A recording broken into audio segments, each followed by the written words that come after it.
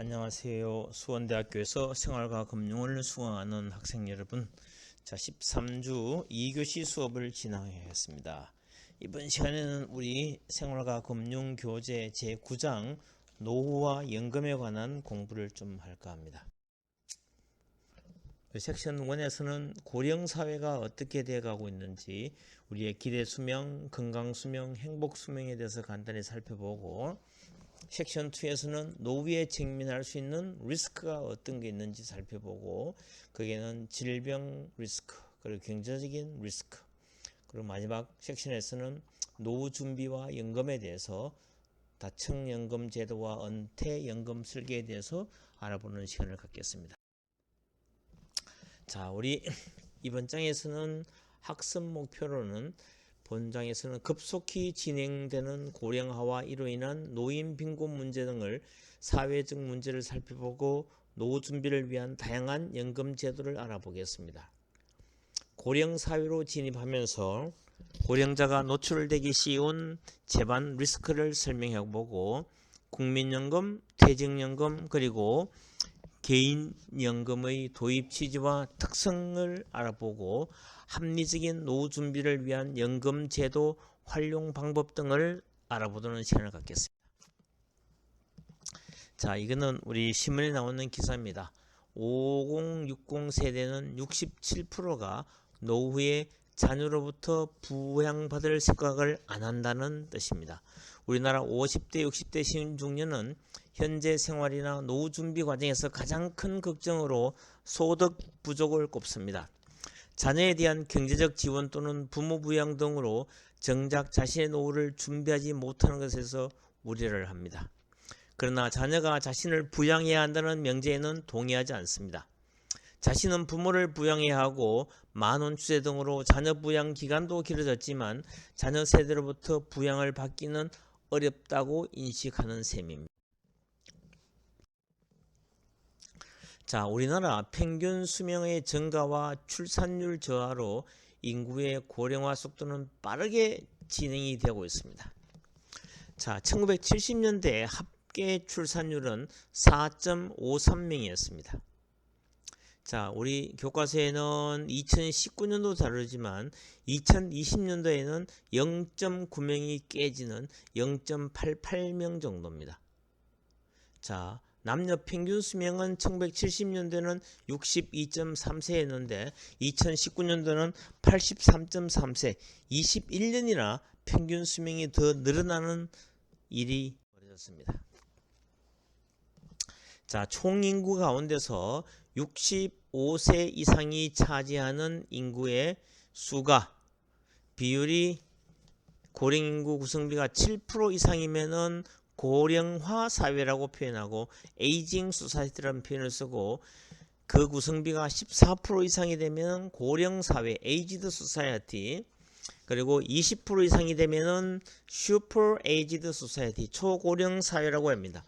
우리나라는 벌써 고령 사회는 진입을 했고 조만간 초고령 사회에 진입하기 직전이 됩니다. 자, 우리나라 65세 이상 고령 인구 비중은 선진국은 고령 사회에서 초고령 사회로 진입하는데 약 30년이 걸린 반면에 우리나라는 8년 만에 초고령 사회가 될 것으로 그렇게 예상을 해보는 겁니다. 자, 우리나라의 인구 피라미드 구조는 60세 이상이 두터워지는 역삼각형의 구조로 변해가고 있습니다. 자, 기대 수명은 특정 연도에 영세 생아가 앞으로 생존할 것으로 기대되는 평균 생존 연수를 얘기하는데 국가별 수명을 비교할 때 일반적으로 사용되는 국민의 평균 수명 개념입니다. 기대 여명은 특정 연도에 특정 연령의 사람이 앞으로 생존할 것으로 기대되는 평균 생존 연수를 얘기합니다. 자, 성별 기대 수명 남녀 차이를 보면은 여성이 남성보다는 한 6년 내지 7년을 더 오래 사는 것으로 나타나고 있습니다.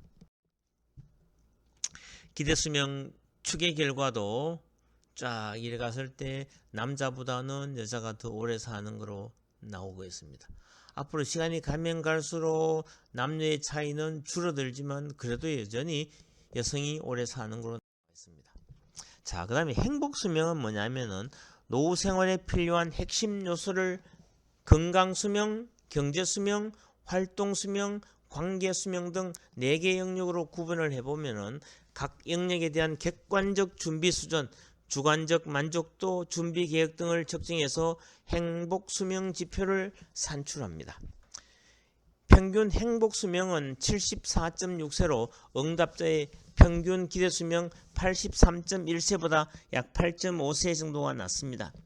노후 생활 준비가 부족해서 노후의 평균 8.5년은 행복한 삶을 유지하기가 어렵다는 뜻이 되는 겁니다.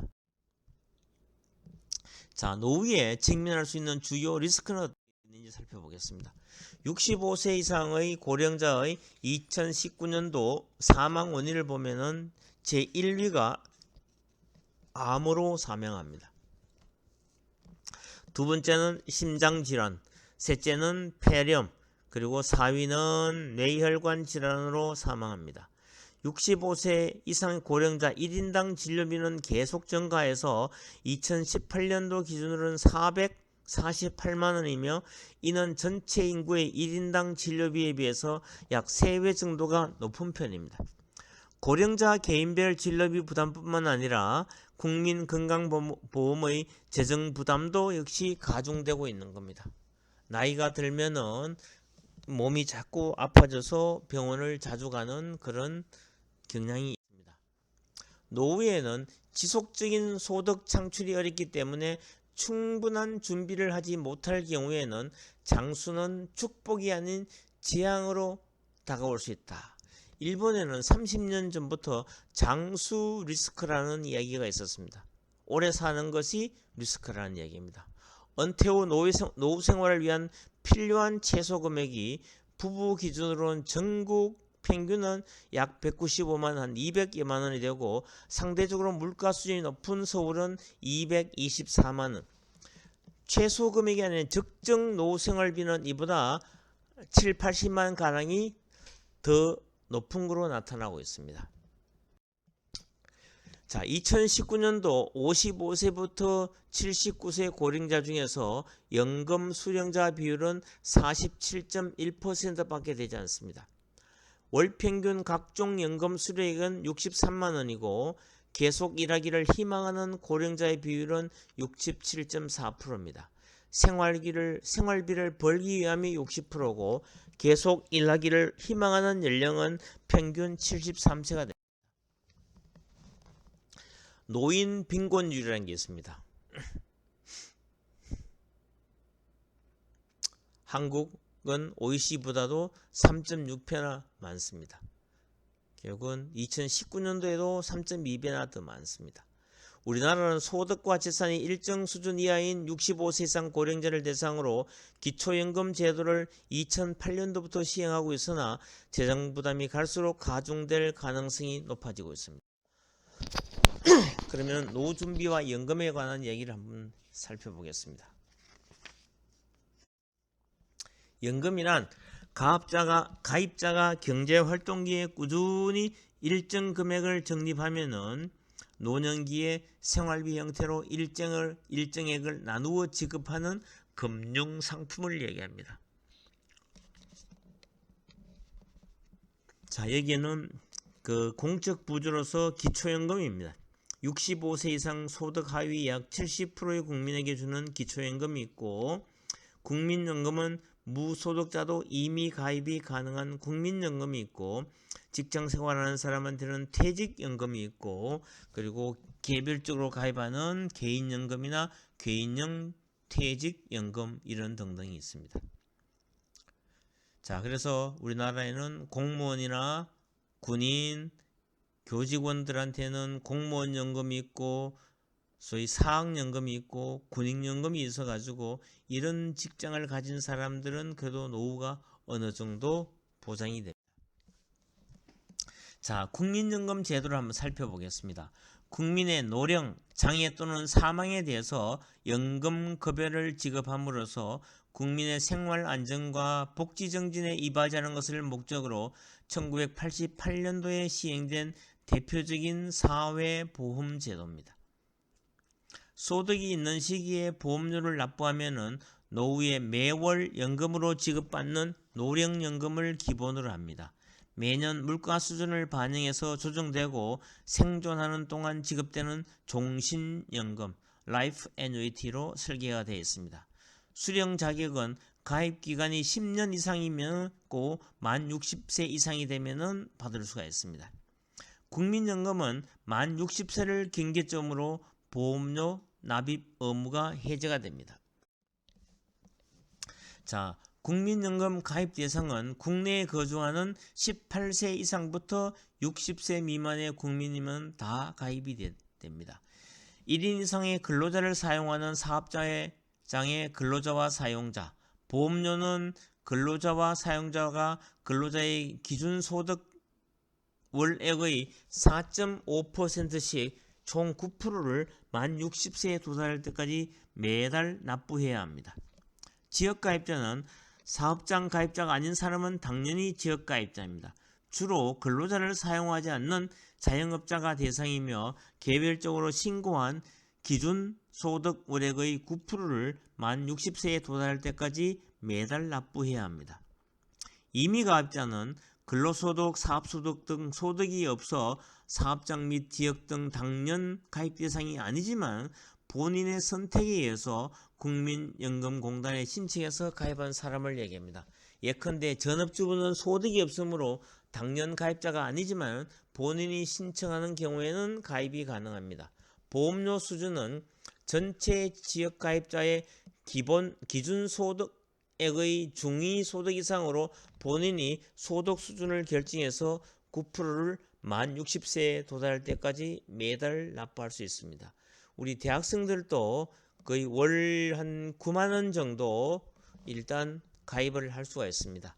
일단은 매달 보험료를 국민연금 보험료를 내지 못한다 하더라도 일단은 먼저 가입을 해가지고 한 달이라도 보험료를 내면은 그때부터 시작이 되는 겁니다. 그러면 나중에 보험 가입 기간이 훨씬 더 길어지기 때문에 여러분들이 받을 수 있는 국민연금 보험금이 훨씬 더 커지는 겁니다. 자, 그 다음에 퇴직연금 제도를 한번 보겠습니다. 퇴직연금제는 근로자 퇴직급여 보장법에 근거해서 근로자의 안정적인 노후 생활 보장을 목적으로 합니다. 근로자의 퇴직금 재원을 금융회사인 퇴직연금 사업자에 위탁하고 외부에서 운용을 합니다. 근로자의 퇴직 시 근로자에게 일시금 또는 퇴직연금을 지급하는 한국형 기업연금제도입니다. 여기는 확정급여형인 DB가 있고 확정기여형인 DC가 있고 개인형 퇴직연금 IRP가 있습니다. 자, 확정급여형이라는 것은 항상 일정 금액이 정해지는 겁니다. 예를 들면은 그 퇴직금을 정기예금에 이어둔다든가 일단 수익은 그렇게 많이 나지 않지만 원금은 보장이 되는 겁니다. 그러나 확정 기여형은 여기에는 플러스도 될 수 있고 마이너스도 될 수 있습니다. 이거는 본인의 운영하기에 따라서 다르기 때문에 확정 급여형은 DB, 확정 기여형은 DC.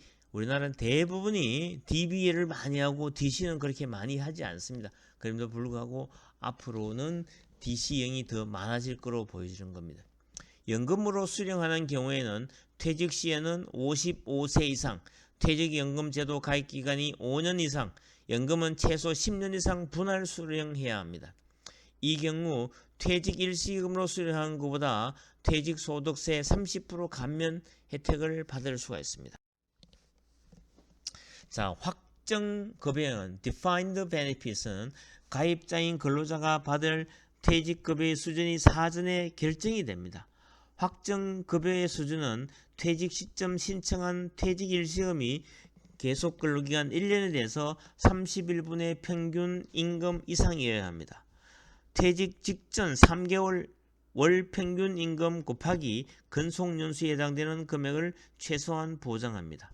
사용자는 퇴직급여 재원을 퇴직연금 사업자인 금융회사에 위탁해서 운용을 하고 운용에 따른 투자 손익이 전적으로 사용자에게 기속되기 때문에 운용 실적에 상관없이 근로자는 정해진 퇴직급여를 받을 수가 있습니다. 이게 바로 DB형입니다.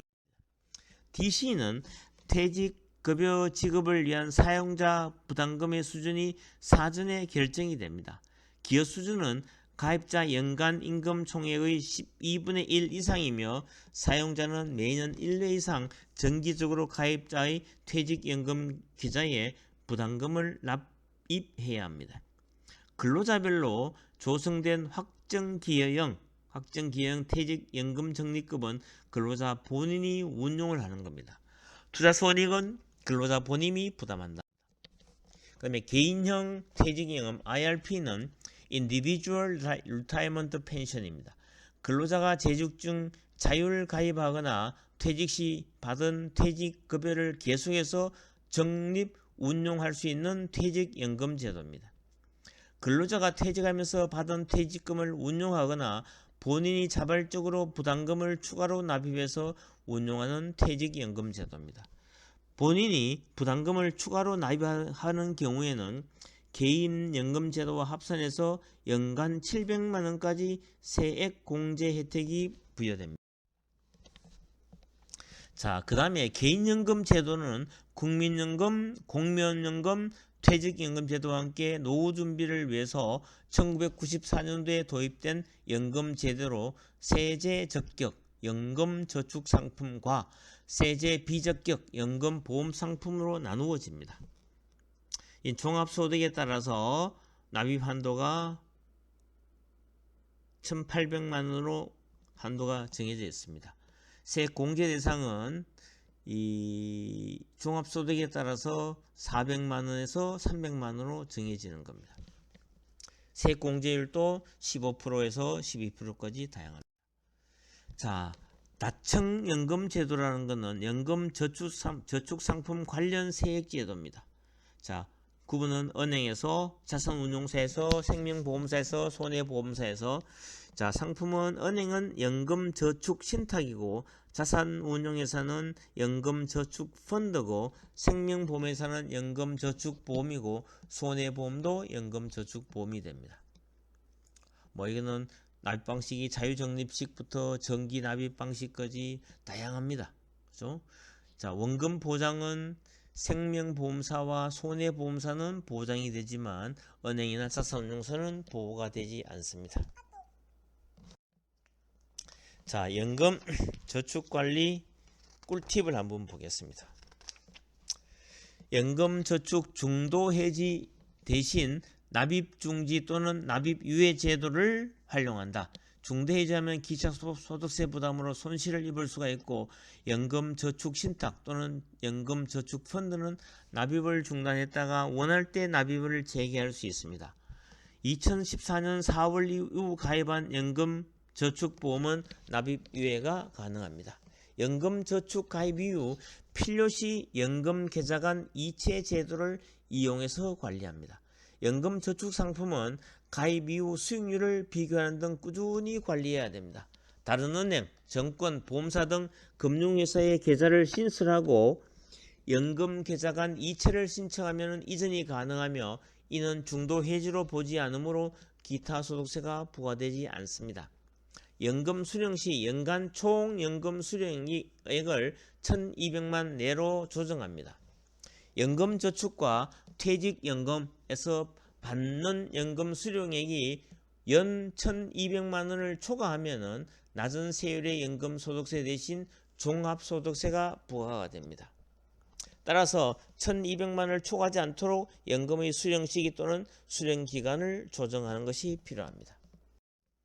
자, 기초연금 제도는 국민연금에 가입하지 못했거나 가입했더라도 가입 기간이 짧아서 충분한 연금을 받지 못하는 만 65세 이상의 어르신들을 위해서 도입된 연금 제도입니다.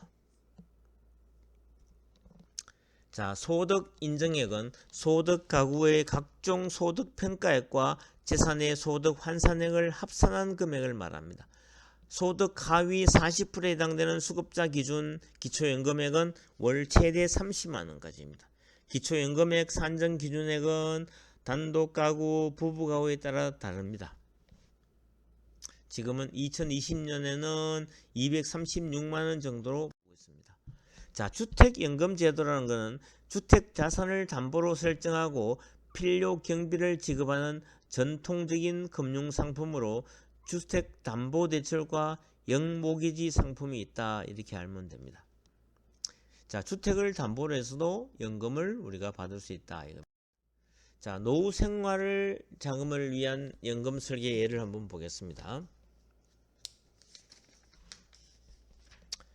자, 목표 연금은 은퇴 직전 3년 평균 월 생활비 기준으로 적정 수준을 설정한다. 얘는 60에서 70% 정도. 은퇴 기간은 개인별 상황 및 생명표의 기대 예명 등을 참고해서 하고, 목표 노후 생활 자금은 월 생활비를 곱하기 12개월 곱하기 은퇴 기간으로 따지면 됩니다.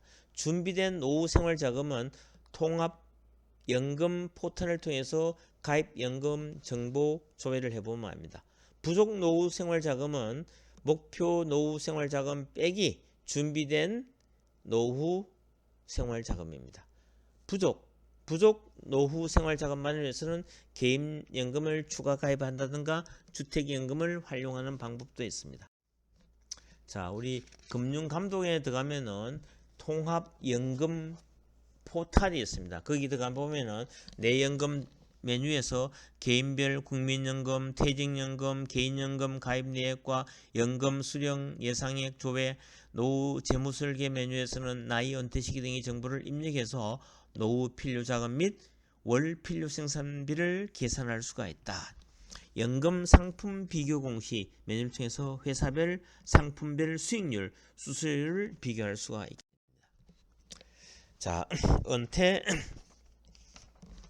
연금 설계는 연금의 선택은 1단계 가입 목적이 노후 보장, 그래서 개인연금을 가입해야 된다. 또는 단기 또는 장기 일시자금을 위해서는 적금, 보험, 펀드 등을 가입한다. 그렇죠? 2단계 세제 혜택 선호를 위해서는 세액 공제 후 연금 수령 시 과세가 되는지 비과세가 되는지를 살펴봐야 됩니다. 3단계 투자 성향으로는 위험 회피형인지 위험 선호형인지에 따라서 연금 저축보험 또는 연금 저축펀드 계좌로 또 일반 연금 보험과 변액 연금 보험으로 갈라지는 겁니다. 자, 그 다음에 간병보험도 여러분들 아직은 젊기 때문에 별로 걱정은 안 하겠지만 여러분들이 부모님이나 할머님을 보면은 이것도 되게 심각합니다. 고령자 실손 의료보험 50세부터 최대 75세까지 고령층을 대상으로 요양병원 입원 치료까지 포함하는 보험입니다. 간병보험이 유병력자 실손보험은 치료 이력이 있거나 경증 만성 질환을 가진 유병력자를 대상으로 자기 부담금 범위를 상량 조정한 보험입니다. 장기 간병보험은 타인의 도움이 없이는 기본적인 일상생활도 할 수 없는 상태에 처한 경우에 일정 수준의 간병비를 정기적으로 지급하는 보험을 얘기합니다. 자, 이상으로 우리 간단하게 소위 노후와 연금에 관해서 한번 살펴보았습니다. 자, 이런 연금도 중요하겠지만 현실적으로 가장 중요한 것은 여러분들이 평생 현역, 평생 일할 수 있는 그런 준비를 해놓는 것도 되게 필요합니다. 교수님은 지금 나이가 조금 있지만 그래도 아직까지 현역으로 열심히 대학교에서 강의를 하고 그리고 또 회사에서 중책을 맡아서 일을 하고 있습니다. 그래서 우리 살아가면서 평생 현역이란 말이 대단히 중요합니다. 교수님은 은퇴라는 것을 생각 안 하기 때문에 여러분들도 마찬가지입니다. 어떻게 노후를 준비할 것인가 지금 대학생 때부터 준비를 해야 됩니다. 그 중에 하나의 대안으로 교수님이 지난번에 얘기했다시피 주식 저축을 하는 겁니다. 본인이 한 달 버는 돈의 무조건 50%는 여러분들이 앞으로 30년, 50년 가도 망하지 않을 그런 기업을 찾아가지고 그 기업의 소액 주주가 되면서 주식 저축을 지금부터 꾸준히 해 나가면은, 예를 들면은 50년이 지나면은 월 10만 원씩 저축을 하면은 원금은 50년 같으면 600개월이기 때문에 6천만 원입니다. 그게 월 1%씩 꾸준히 매달 복리식으로 증가를 하면은 50년이 지나면은 현금성 자산이 38억이 넘는 여러분들의 소중한 노후 준비 시드마니가 될 수 있는 겁니다. 그래서 지금부터 열심히 큰 돈 아니라도 괜찮으니까 10만원, 20만원도 꾸준히 우리나라에서 가장 성장성이 높고 망하지 않을 기업을 찾아서 기업 공부를 시작하는 여정을 지금부터 시작하라고 교수님은 강력하게 얘기를 하고 싶습니다. 자, 2교시 수업은 여기서 마치고 잠시 10분간 휴식 후에 3교시 수업을 시작하겠습니다. 10 minutes break time.